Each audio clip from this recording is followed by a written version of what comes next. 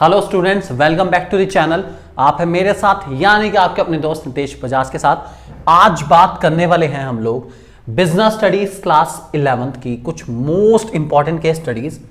चलिए let's have fun with case studies. कैसे करी जाती हैं केस स्टडीज बिजनेस स्टडी के अंदर, कैसे कैसे आइडेंटिफाई करा जाता है, इस बारे में आज बात करेंगे। और आज का जो हमारा चैप्टर है जिसकी केस स्टडी हम डिस्कस करने वाले हैं उसका नाम है evolution and fundamentals of business. सबसे पहला चैप्टर यार हमारा बिजनेस क्या है, क्यों करा जाता है, कैसे करा जाता है, इसके क्लासिफिकेशन क्या है, कॉमर्स क्या है, सब कुछ इस चैप्टर में आता है हमारा।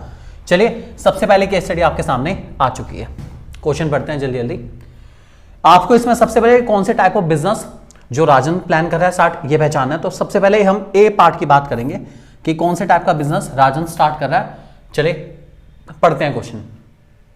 Rajan want to start a wholesale business of ready-made garments, but he is hesitating as it involves various problems such as searching for customers, for moving goods from place of production to market, informing customers about new designs, variety added every seasons, threat of risk loss by fire or accident, storing the excess stock of goods etc. ये सारी problems हैं इस business से related. किस तरह का business start कर रहा है, यहाँ पे पहली लाइन में लिखा है होलसेल बिजनेस। अब ये होलसेल बिजनेस क्या होता है, बेसिकली अगर मैं बात करूं टाइप ऑफ बिजनेस की तो ये एक ट्रेड है, ठीक है। और जो ट्रेड में वो डील कर रहा है उसका नाम है होलसेल। ध्यान रख के चलेंगे इस बात को। दूसरा, state which dimension of business can help Rajan to overcome these hindrances. कौन सी डायमेंशन है बिजनेस की जो उसको इस सारी प्रॉब्लम को सॉल्व करने में हेल्प कर सकती है, वो कौन सी डायमेंशन है। जनरली आपको पता है बिजनेस की दो डायमेंशन होती है, एक होती है ट्रेड, एक होती है कॉमर्स, ठीक है। तो कौन सी डायमेंशन है, ट्रेड तो वो ऑलरेडी कर रहा है, उसको और स्मूथली कैरी ऑन करने के लिए जो डायमेंशन चाहिए उसका नाम है क्या, कॉमर्स। तो सही आंसर क्या रहेगा, कॉमर्स, डोंट फॉरगेट। तीसरा, specify different type of auxiliaries to trade which can be used by Rajan to overcome his problem. Quote line, okay, हर लाइन के हिसाब से हमें कोट करनी है कौन कौन सी यहां पर ऑक्सिलरीज या एड्स टू ट्रेड है, ध्यान रख के चलेंगे, मेंशन करेंगे, ध्यान से देखो फटाफट। सबसे पहले moving goods from place of production to market, इसका नाम है, सबको पता है, इसको कहते हैं हम लोग ट्रांसपोर्टेशन। ये हमारी सबसे पहली ऑक्सिलरी आ गई, ठीक है। उसके बाद informing customer about new design and variety added every season, इसके लिए हमें करना पड़ेगा क्या क्या क्या, एडवर्टीजमेंट,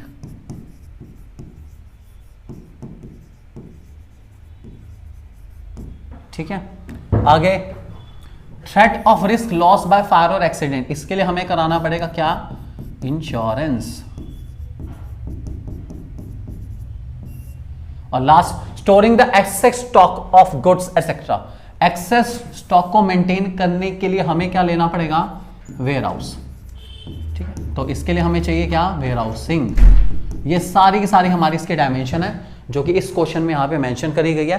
ध्यान रख के चलेंगे, हमारा फर्स्ट क्वेश्चन है बहुत सिंपल है, एक एक उसकी लाइन यहाँ पे कोट करी गई है ताकि आपको इजिली सारे के सारे आइडेंटिफाई कर आने में हेल्प मिले। चलिए नेक्स्ट क्वेश्चन की ओर चलते हैं हम लोग। क्वेश्चन नंबर 2 हमारे सामने आ चुका है। इसमें आपसे पूछा गया है, can transaction between Rajeev and her friend be termed as business. Rajeev और उसके फ्रेंड के बीच में एक ट्रांजेक्शन हुई, क्या उसको बिजनेस कहा जाएगा, आपको आइडेंटिफाई करना है। और दूसरा, state the feature related to A, okay, जो भी है उससे रिलेटेड फीचर बताना है, ठीक है। और can the sale of dress to on her shop be called as business, अगर वो अपनी शॉप से सेल करता है ड्रेसेस को तो क्या वो बिजनेस कहलाएगा, हाँ या ना, देखना पड़ेगा। चलिए क्वेश्चन पढ़ते हैं। Rajeev bought a readymade dress for ₹5,000, her friend like the dress of designed the dress of very much, so Rajiv sold the same dress to her friend for ₹5,500 and made a profit of ₹500. After completing her studies, Rajiv opened a shop of selling ready-made dresses for girls. Okay, ठीक है। राजीव एक dress लाया, ठीक है, 5,000 की, उसको अच्छी थी ड्रेस, वो उसका डिज़ाइन बहुत अच्छा था और उसने अपने एक फ्रेंड को वो ड्रेस भेज दी 5,500 की, ठीक है, और उसने ₹500 का प्रॉफिट कमाया। तो ये जो ट्रांजेक्शन राजीव और उसके फ्रेंड के बीच में, क्या इसको बिजनेस कहा जाएगा, तो पहले तो जवाब आएगा नो, ऐसा नहीं है, ठीक है। और ऐसा क्यों नहीं है, इससे रिलेटेड एक फीचर है जिसमें लिखा जाता है कि जब तक हम कोई भी बिजनेस ट्रांजेक्शन को रेगुलर बेसिस पे नहीं करते तब तक वो हमेशा हमारे बिजनेस का पार्ट नहीं बनेगी, इस बात को ध्यान रख के चलेंगे। सो आंसर आएगा कौन सा, regular basis, don't forget.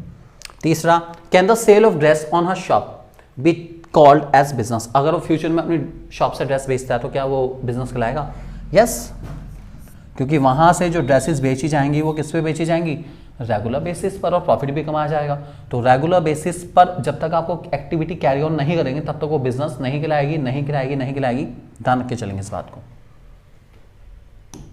Question number 3, working as CA in a MNC refers to which type of human activity? Teaching student in slum is which type of human activity? और identify the values followed by, value बता देंगे, ठीक है, देख लेते हैं एक बार question को। Mrs. Bhavna is a chartered accountant in a multinational company. He gets 85,000 per month. She gets आएगा, ठीक है, she gets 85,000 per month as his salary.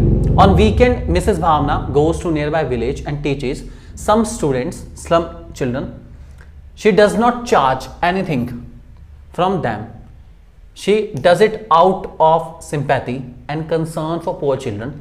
This gave him her mental and psychological satisfaction. ठीक है, okay, थोड़ा सा gender का confusion है question में।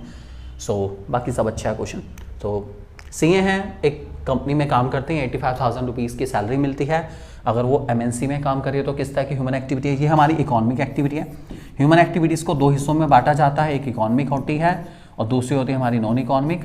सो ये हमारी इकोनॉमिक एक्टिविटी होगी क्योंकि इससे पैसा कमाया जा रहा है। और अगर हम स्लम चिल्ड्रन को ऑब्वियसली बात है पढ़ा रहे हैं तो ये किस तरह की ह्यूमन एक्टिविटी? ये रहेगी हमारी नॉन इकोनॉमिक एक्टिविटी। ध्यान रख के चलेंगे, हमारी नॉन इकोनॉमिक है क्योंकि इससे हमें कुछ नहीं मिल रहा, ठीक है। वैल्यूज़ है, ऑब्वियसली बात है, स्लम चिल्ड्रन के प्रति एजुकेशन की भावना लेके चल रही है, बहुत अच्छी बात है।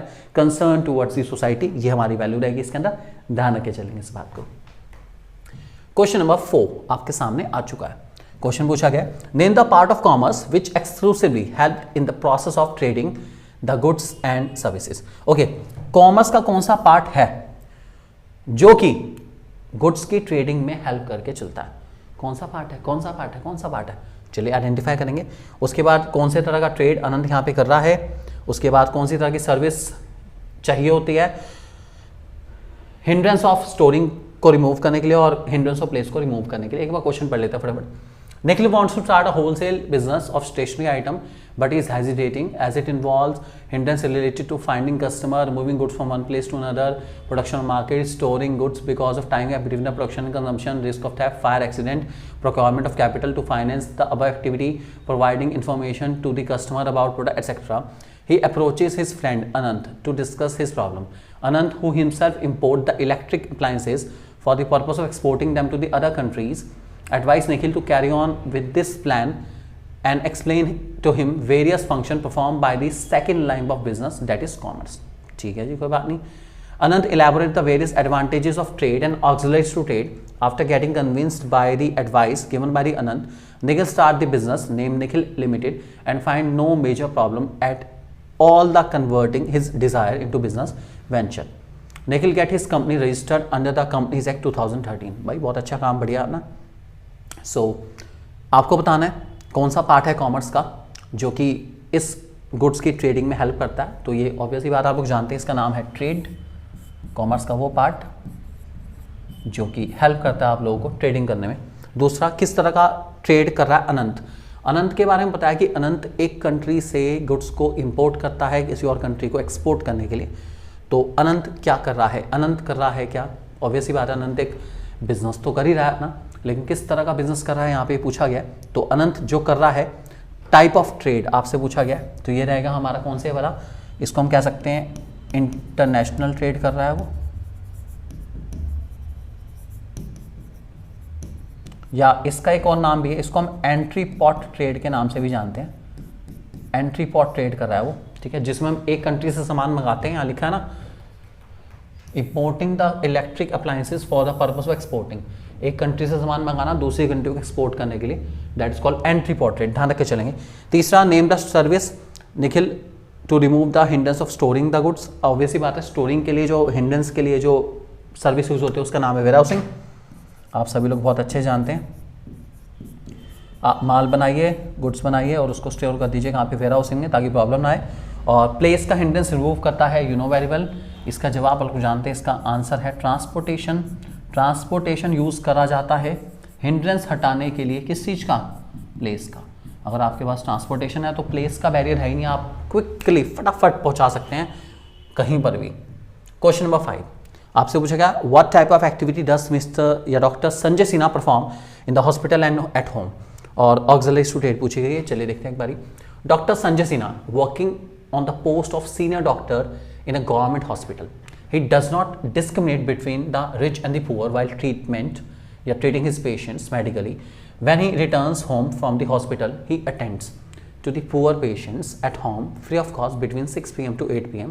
Besides, he gives them the information about the employment opportunities. He advises many young people to go into the field of advertising and transportation. They went into these fields and remarkably succeed there. बहुत अच्छा काम कर रहे हैं संजय जी, बहुत बढ़िया doctor Sanjay, बहुत बढ़िया। एडवाइस भी दे रहे हैं लोगों को, और एडवाइस पाने के बाद लोग सक्सीड हुए हैं, बहुत अच्छी बात है। आपसे पूछा गया एक्टिविटीज़ पूछी गई है जो परफॉर्म करी जाती है संजय जी द्वारा हॉस्पिटल में और होम में। भाई हॉस्पिटल में वो एक गवर्नमेंट हॉस्पिटल में डॉक्टर हैं, तो ये जो दे रखा है ये तो हो गई हमारी इकोनॉमिक एक्टिविटी, ध्यान रख के चलेंगे, ठीक है, इकोनॉमिक एक्टिविटी है। और उसके बाद अगर हम बात करें बाद में पुअर पेशेंट्स को ट्रीट करना फ्री ऑफ कॉस्ट, ये होगी हमारी नॉन इकोनॉमिक एक्टिविटीज़। ये ध्यान रखे चलेंगे, जो फ्री ऑफ कॉस्ट करी जाए बिना किसी इकोनॉमिक पर्पस से, बिना मनी अर्न करने के पर्पस से, वो हमारी नॉन इकोनॉमिक होती है, ध्यान रखे चलेंगे। So the activity which are perform out of love, sympathy, sentiments, ये सब किस हमारी नॉन इकोनॉमिक होती है, ध्यान रखे चलेंगे। और जो ऑक्सिलरीज यहाँ पे डिस्कस हो गई हैं, उन्होंने बता दिया आपको, एक ऑक्सिलरी का नाम है एडवर्टीजमेंट या एडवर्टाइजिंग जिसे कहते हैं, और दूसरी का नाम है ट्रांसपोर्टेशन, दोनों आपको मेंशन करी है, ध्यान रखे चलेंगे। सिंपल क्वेश्चन है, इजी इसका आंसर है। क्वेश्चन नंबर 6 देखते हैं क्या है। Identify and state 2 types of industrial activities from the above para by quoting the lines. Okay, industrial activities कौन कौन सी आपको पहचाननी है। चलिए, JKM construction private limited engage in construction of building, bridges, roads and dams by using cement, steel, brick and wood. There are 1000 employees in all working this company. The managing director of the company, Mr. Krishnan, takes full care of the quality of the work done. Recently, the company got a contract of constructing 5 big buildings, 2 bridges, 1 long road and 1 dam. The company has got a special division also which owns the 100 trucks. These trucks are used for transporting goods on hire. This division is working quite successfully under the supervision of division manager Reema Malik. Okay, company के 2 division हैं, एक जहां deal कर रहे हैं किसमें, construction में deal कर रहा है। तो पहला तो हो गया हमारी कंस्ट्रक्शन इंडस्ट्री हो गई, सेकेंडरी इंडस्ट्री हो गई हमारी ये वाली, ठीक है। सो टाइप्स ऑफ इंडस्ट्रियल एक्टिविटी की बात करूँ तो एक तो होगी हमारी सेकेंडरी, और सेकेंडरी में भी यहाँ पे कंस्ट्रक्शन वाली है भाई, क्योंकि ये कंस्ट्रक्शन का काम करती हैं, मेंशन करेगा क्वेश्चन में, मैंने आपको बताया यहाँ पे, ठीक है। ये रहा कंस्ट्रक्शन का काम चल रहा है इनका पूरा, ठीक है।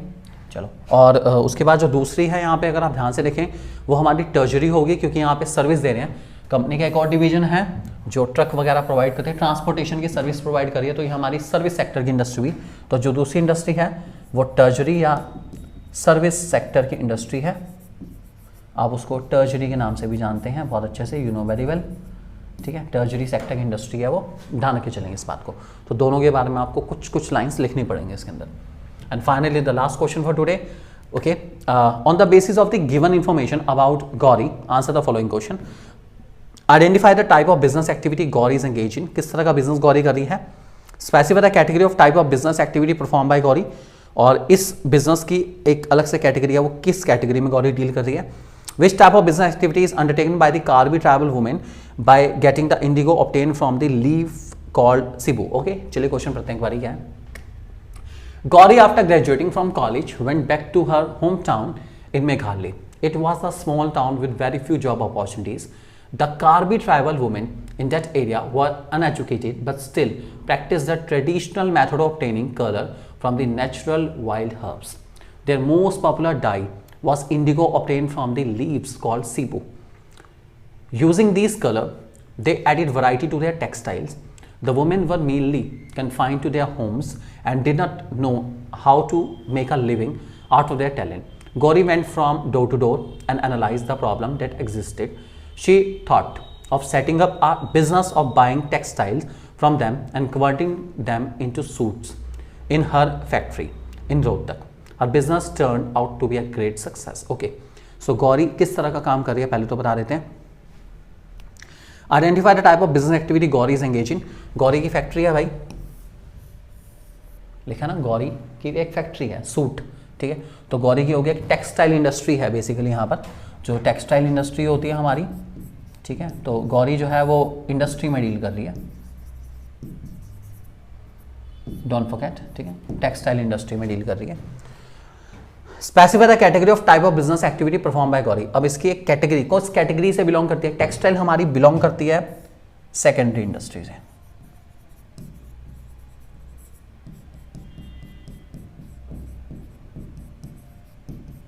यू नो वेरी वेल, इस बारे में जानते हैं. टेक्सटाइल हमारा सेकेंडरी इंडस्ट्री का पार्ट है. और which type of business activity is undertaken by Karbi women, वो जो लीव एक्सट्रैक्ट करने के लिए कर रहे हैं.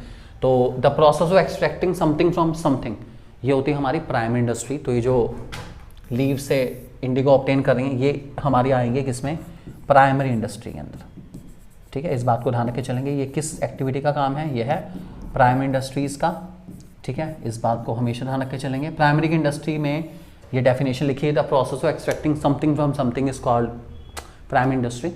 तो ये थे हमारे कुछ इंपॉर्टेंट क्वेश्चन, कुछ simple case studies chapter number 1 business studies class 11th के लिए. आई जस्ट होप आपको वीडियो अच्छी लगी होगी और आप इस वीडियो को डेफिनेटली लाइक करने वाले हैं, चैनल को करने वाले सब्सक्राइब और वीडियो को शेयर जरूर करेंगे अपने सारे फ्रेंड्स के साथ, ताकि वो लोग भी अपनी आइडियोलॉजी इन केस स्टडीज के अकॉर्डिंग बहुत ईजिली सेट कर पाएं.